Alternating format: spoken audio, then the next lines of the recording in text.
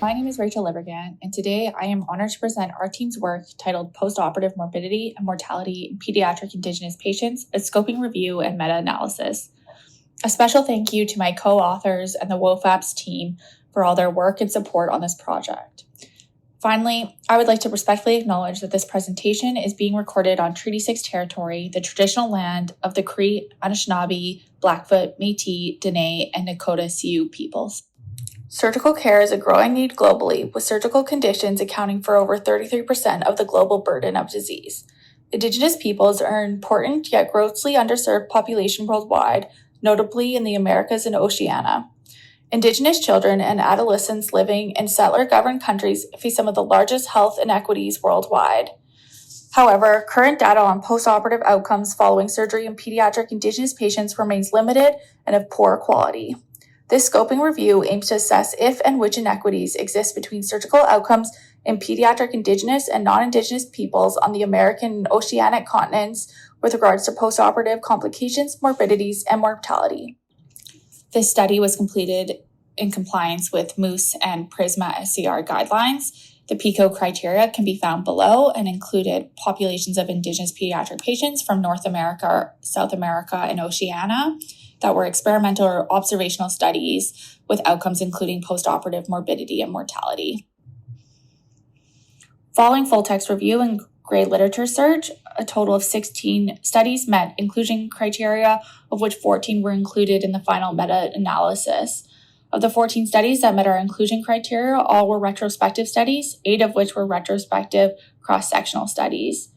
A total of 7 studies were based in Oceania, 7 in North America, and none were based in South America.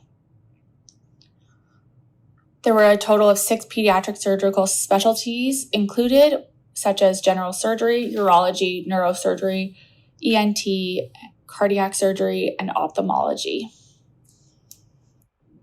Overall, no significant difference was observed in postoperative morbidity between Indigenous and non-Indigenous pediatric patients.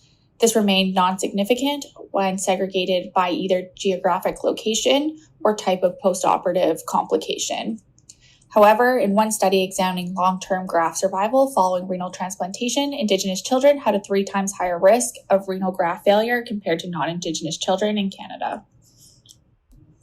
This study found overall mortality was significantly higher for Indigenous patients with an OR of 2.06. Similarly, 30-day mortality was significantly increased with an OR of 2.23. When stratified by geographic location, Indigenous children in North America had a greater than 3 times higher odds of postoperative mortality. In contrast, Indigenous children from Oceania did not have a significant increase in surgical mortality. In the one study that examined 5-year surgical survival, Indigenous children in Canada had a 2 times lower survival than their non-Indigenous counterparts following renal transplantation. Conversely, in a similar study comparing post-liver transplantation survival for Aboriginal and Torres Strait Islander children, there was no significant difference in 1 through 15-year survival between the 2 groups. 6 studies were included in the meta-analysis of health system interactions. Indigenous patients had a non-significant increase in hospital readmissions post-operatively and increased average hospital length of stay. There was no significant difference in reoperation rates between Indigenous and non-Indigenous patients. Of note, one of the studies reporting on reoperation rates noted that Maori and Pacific Islander children received significantly less reoperations following failed strabismus repairs compared to non-Indigenous children.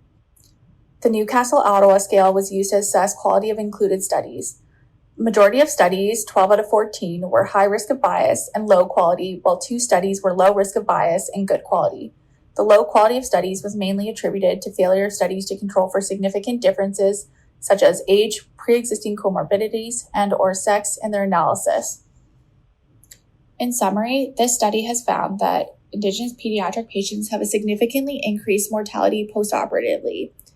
More notably, this study has also found that there is a high evidence of poor quality studies related to this topic.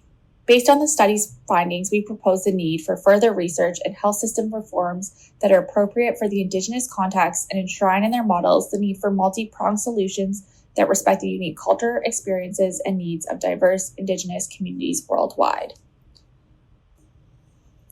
Thank you very much for the opportunity to present this work. If you have any questions, please do not hesitate to contact the authors.